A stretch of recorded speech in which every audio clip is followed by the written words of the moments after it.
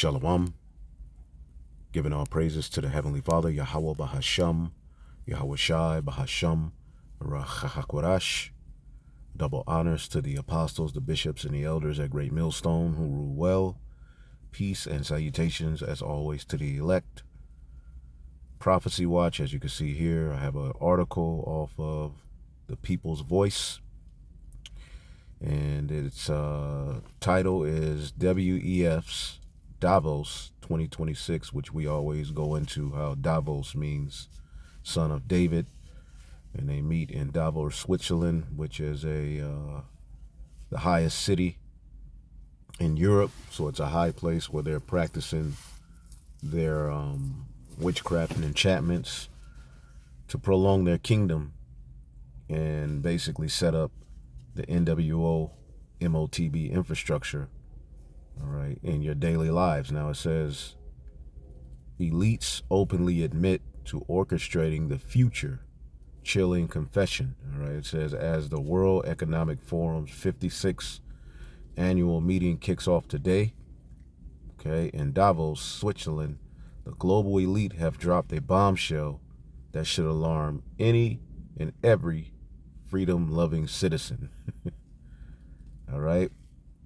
In welcoming remarks ahead of the opening concert, yada, yada, yada. It says WF president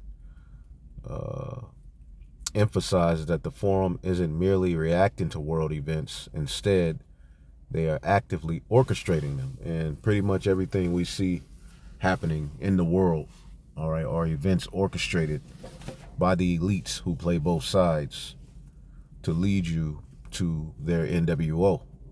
All right, it says it's a moment of uncertainty, but also possibility. The WEF is not about responding to current events. It's about orchestrating the right conditions that enable us to move forward. It isn't this moment when dialogue is not a luxury, but really a necessity. Okay, and the theme of 2026 Davos is the spirit of dialogue. Okay, and we know the NWO is pretty much centered around, all right, many nations, one tongue. All right, it says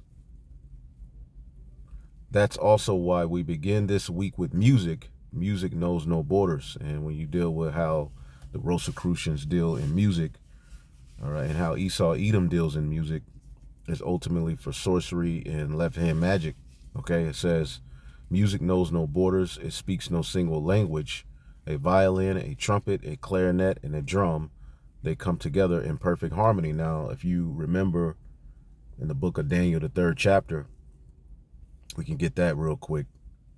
Daniel, the 3rd chapter. See here. Daniel, the 3rd chapter.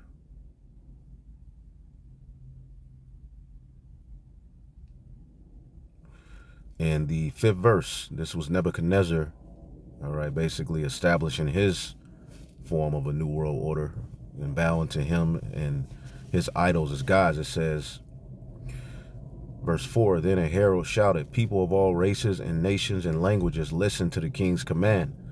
When you hear the sound of the horn, the flute, the zither, the lyre, the harps, the pipes, and other musical instruments, bow to the ground to worship the king Nebuchadnezzar's gold statue. And ultimately, they're getting ready to make you bow to their image in the form of this technocracy, which we have a few clips from Davos speaking to that. All right, but basically, this is a left-hand happening. This is what we're witnessing, sorcery and witchcraft in the modern day. Now, they're not going to show it to you in that sense. People, you know, they look at this and think, oh, they're meeting, you know, it's just a bunch of Edomites and heathen meeting, you know, like they always meet. But again, they're meeting to wage war against the Most High Son, all right, and also us. Okay, it says going down, let's listen to this guy. It's a moment of uncertainty, but also possibility. Not a moment to retreat, but a moment to rise. The World Economic Forum is not about responding to current events. It's about orchestrating the right conditions that enable us to move forward. Isn't this moment also when dialogue is not a luxury, but really a necessity? There's no way we can move the world forward without starting to speaking with each other. That's also why we begin this week with music. Music knows no borders. It speaks no single language. A violin, a trumpet, a clarinet, and a drum, they come together in perfect harmony, each unique, each essential, each voice making the whole more beautiful. That is what we must do. Not erase our differences, but celebrate them, amplify them, build from them. All right, it says the symbolism is blatant, a carefully staged musical performance to symbolize harmony among disparate elements, mirroring how the WF seeks to blend governments, corporations, and technologies into a unified control system. Critics see this as a veiled metaphor for forcing alignment in a fractured world, whether through economic pressures, digital surveillance, or geopolitical maneuvering. Okay, and you can, read more of this article. And we're going to get a few clips. And this is ultimately what Rome did as we are watching the image of the beast speak. They tried to predict the future. As a matter of fact, there's a scripture a brother posted earlier. Because basically they're boasting themselves and controlling what the future brings about. Lamentations 3:37. Okay, I'll read it in the NLT. Who can command things to happen without the Lord's permission? See that? Who can command things to happen without Yahweh Bahashem Yahushai's permission? And ultimately they're trying to set themselves up as gods. Now, when you go to the ancient Roman Empire, okay, these same methods were practiced. All right, they just have more technology in this day. Now, I just typed this here. Did the ancient Romans try to foretell the future using birds and other methods like augur? Now, when you get the term inauguration, all right, it deals with, foretelling the future, watching how the stars align and being, all infatuated with the stars and the heavens and using birds. Okay, it says, yes, the ancient Romans actively tried to foretell the future, and augury, reading signs in birds, was one of their most official authoritative methods. All right, but it wasn't the only one. This wasn't superstition on the margins. It was embedded in Roman government, warfare, and religion. See? And what we're witnessing is a religion being established. The image of the beast, this technocracy, is their new religion. All right, and it's going to require human beings to merge themselves with machine. Now it says what augurs did. That's where you get the term inauguration. It says observe birds' flight patterns, listen to bird calls, watch where they landed, interpret left versus right movements. Okay, it's a very delusional practice, but on the left hand, these things have merits. Now they have the technology to go even further with Palantir to predict, behavior patterns of the people and all these various different things. It says, all right, then you have all spices, and all of these U.S. presidents and all of these leaders you see around the world, they deal heavily in the occult witchcraft, and this is what we're witnessing. This is a high place. Okay, remember when we were in the wilderness, okay, on our way to the promised land, you had a Moabite heathen who was charged with trying to throw up an enchantment on us, and he went to a high mountain to offer a sacrifice. All right, Davos is a high mountain, and they're definitely offering up sacrifices, man. And you can read more about it. Okay, they dealt with astrology, okay, the horoscopes, planetary alignments, birth charts. All right, Roman emperors like Tiberius relied on astrologers. Astrology was something banned, not because it was fake, but because it could predict the death of emperors, which was politically dangerous. Was this just superstition? No, the Romans did not think they were practicing predicting the future in a modern sense. They believed they were reading the will of the gods. And they don't deal with the God of Abraham, Isaac, and Jacob. They have their own gods, right? It says determining whether an action had divine approval, avoiding actions that would offend heaven. Cicero, skeptically personally, but still practicing, said the gods do not reveal what will happen, but whether if what we plan is acceptable. Okay, so basically this is a left-hand priesthood. We had the same concept on the right-hand side, where particular kings and leaders, they will go to the priest or the prophets, all right, to make sure that where to go should they fight a war. And half the time the king, they didn't want to listen to the prophets or the priest. They wanted to do their own will. But we're seeing a left-handed priesthood operate in the earth. Okay, biblical contrast. All right, Deuteronomy 18 and 10 through 12 forbids divination, omens, and sorcery. Isaiah 47 and 13 mocks astrologers. Daniel 2 says God alone reveals the future, not signs of stars. This is a sharp contrast between Roman divination, sign reading, and so forth. Okay? Then it goes into some scriptures. I just asked for some scriptures that go into it. You can pause and read those. One of the main ones, Isaiah 47 and 13. Let now the astrologers, the stargazers, and the monthly prognosticators stand up and save you. All right? And this is basically what they're doing. Okay? There's some more scriptures, but I said, is this practice in America today? Yes, the same practices absolutely exist in America today, but they usually appear under different names and with a modern veneer. They are rarely called divination and augury, yet the function is the same, seeking guidance. All right, and this is basically what they're doing. All right, now forms of augury, it goes into it, numbers, astrology. All of these things are being practiced here in America, and ultimately, as they're meeting in Davos, what is the goal? Okay, when you read Psalms, the 2nd chapter, something we always get. Okay, Psalms, the 2nd chapter, it says, "Why do the heathen rage and the people imagine a vain thing? The kings of the earth set themselves, and the rulers take counsel together against Yahweh Bashim Yahushai and against his anointed, saying, let us break their chains," they cry, "and free ourselves from slavery to the Most High." So ultimately, they don't want to bow the knee, all right, to the names of Yahweh and Yahweh Shai and see the throne of David being set up. So they're ultimately trying to tap into, the future and, even going back to the past to redo what is, to ultimately set up their own form, all right, of what is. All right, this is in utter defiance to the Heavenly Father. Now, to get a few clips from the World Economic Forum, just a few, I'm pretty sure more will pop up. We'll start with this one. All right.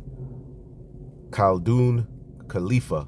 All right. And what is he saying here? All right. AI is coming. Listen, we spent 45 minutes talking about the future growth in AI. It's coming. There is no two ways to it.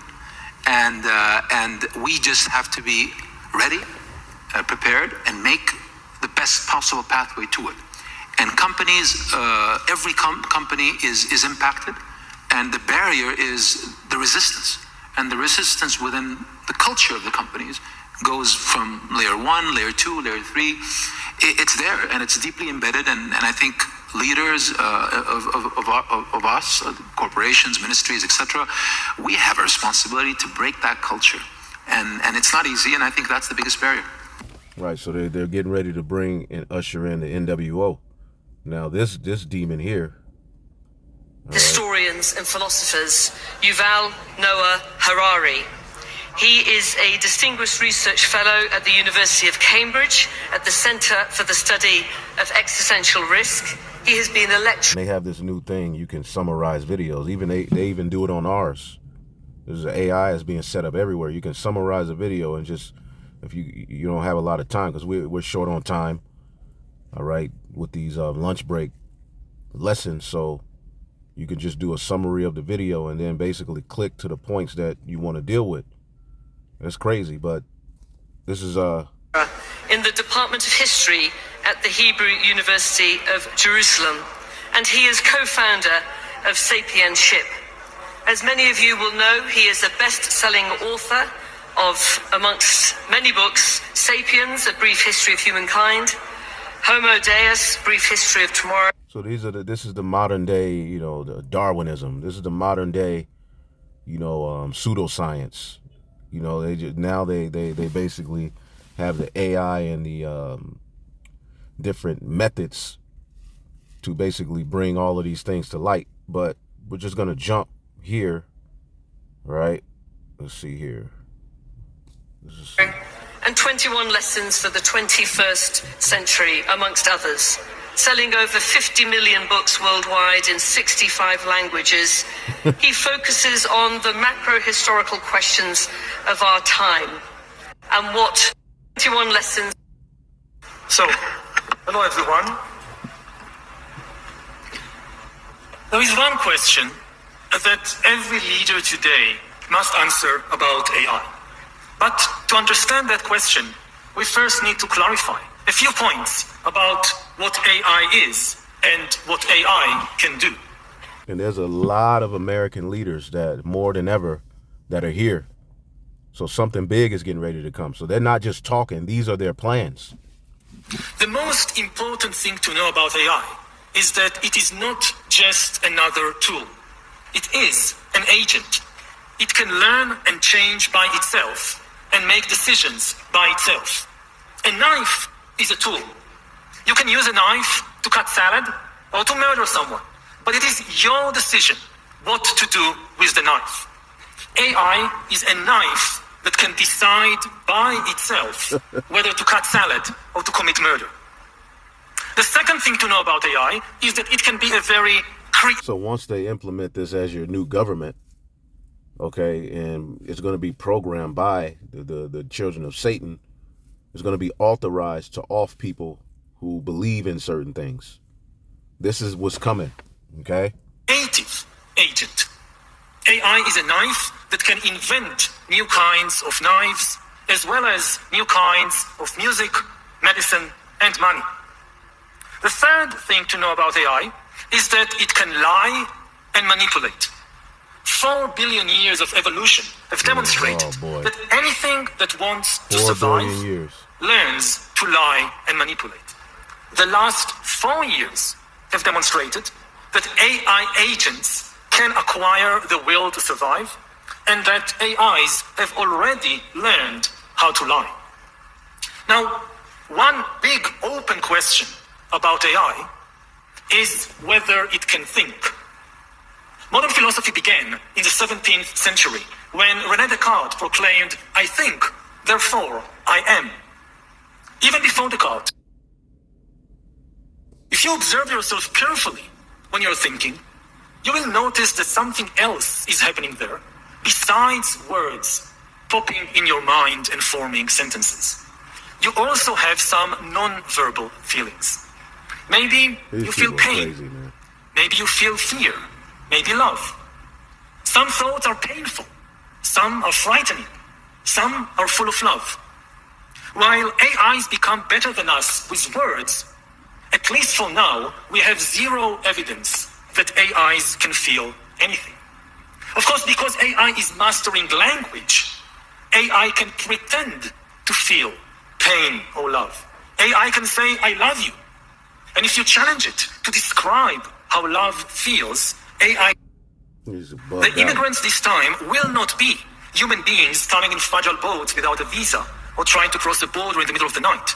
The immigrants will be millions of AIs that can write love poems better than us, that can lie better than us, and that can travel at the speed of light without any need of visas. Like human immigrants, these AI immigrants will bring various benefits with them. We will have AI doctors to help in our healthcare systems, AI teachers. Will your country recognize the AI immigrants as legal persons? AIs are obviously not persons. They don't have a body or a mind. But a legal person is something quite different from a person. A legal person is an entity. So AI individual, AI human are going to be, wiggling around us, man. Probably already are. Like, what the hell is these people talking about? See? And you don't think they need to be stopped? That the law recognizes as having certain legal obligations and rights. For example, the right to hold property, to file a lawsuit, and to enjoy freedom of speech. In many countries, corporations are considered legal persons. The Alphabet Corporation can open a bank account, can sue you in court, or can donate to your next presidential campaign. In New Zealand, rivers have been recognized as legal persons. In India, certain gods have been granted such recognition. Of course, until today, recognizing a corporation, a river, or a god as a legal person was just legal fiction. In practice, if a corporation like Alphabet decided to buy another corporation, or if a Hindu god decided to sue you in court, the decision wasn't really made by the god. What the fuck It was is he made by talking some about? human executives, shareholders, or trustees. It is different with AIs. Unlike rivers and gods, AIs can actually make decisions by themselves. They will soon be able to make the decisions necessary to manage a bank account, to file a lawsuit, and even to operate a corporation without any need of human executives, shareholders, or trustees. AIs can therefore function as persons. Do we want to allow that? Will your country recognize AIs as legal persons? What if other countries do it? Suppose your country doesn't want to recognize AIs as persons, but the USA, in the name of deregulating AI and deregulating the markets, grants legal recognition, legal personhood, to millions of AIs which start running millions of new corporations. Will you block these US AI corporations from operating in your country? Suppose some US AI persons invent super efficient and super complex financial devices that humans cannot fully understand, and therefore, if you want to influence where humanity is going, you need to make a decision now. So, what is your answer as a leader? Do you think the AI immigrants should be recognized as legal persons? If not, Basically to make decisions for your citizens' everyday lives. Okay? how are you going to stop that? Thank you for listening to this human. So you can listen to his whole speech. Let's get the book of Psalms 144, call halal Yahweh Shemi Ashah, and 11. Rid me and deliver me from the hand of strange children, whose mouth speaketh vanity, and their right hand is the right hand of falsehood. See that? Save me, rescue me from the power of my enemies. Their mouths are full of lies. They swear to tell the truth. Like, this sounds so innovative. There's people looking at this like Anton Daniels and thinking this is the new wave. This is ultimately not going to hurt humanity. This is going to help us. Now I don't have to hire an editor. Now I don't have to do this. Now I don't have to do that. AI can do this. AI can do that. But when it's all said and done, you're going to see who the devil is, because this system is not only going to oppress you, all right, it's going to force you to merge yourself with machine. Okay? And they have some even far out, more far out plans than this. But this is nothing but the revival of Rome now, okay, with AI and technology, all right, that is has surpassed any technology that the ancient tyrants ever had. Okay?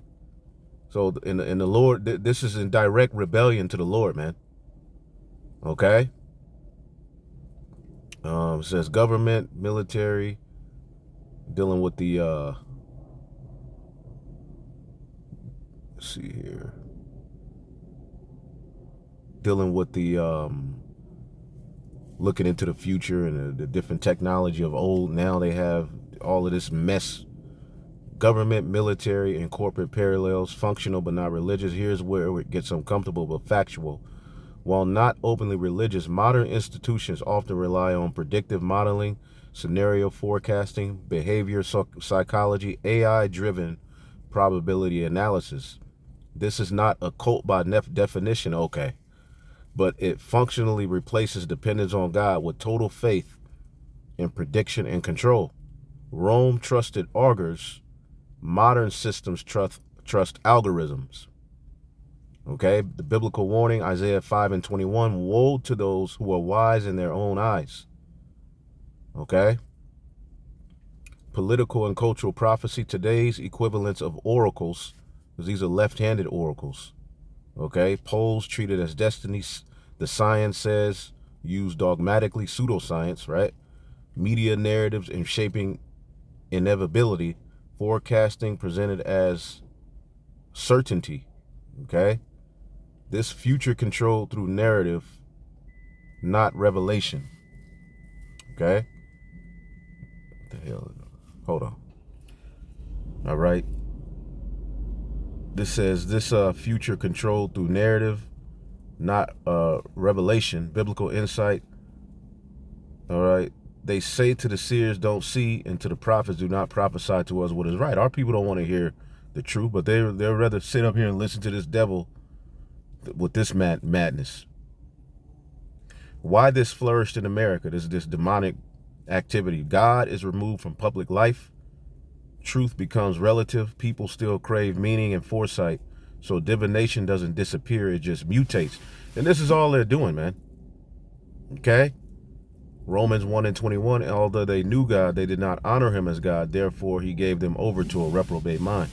And this is speaking of Jake when they got in Rome. And our people are in Rome all over again, believing in this man's lies, man. Okay? So basically, we're reliving Rome. But now they have the technology, all right, to take all of those ancient practices even further.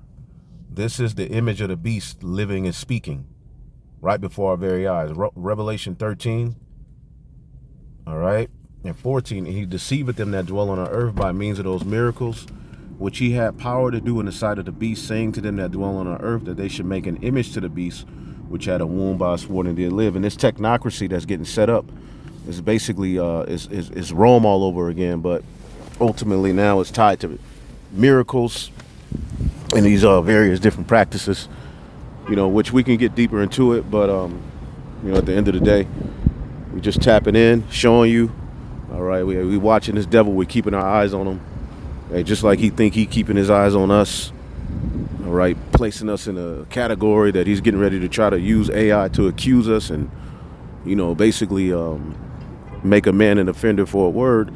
Hey, the holy angels are watching this devil, man, because everything that he's doing is stupid. You know, they try to act like these wise and great scholars, but really it's bullshit. It's stupid. Okay? it's weird. All right? So we go rely on Yahweh Bashim Shai, man. To hell with this devil. Shalom.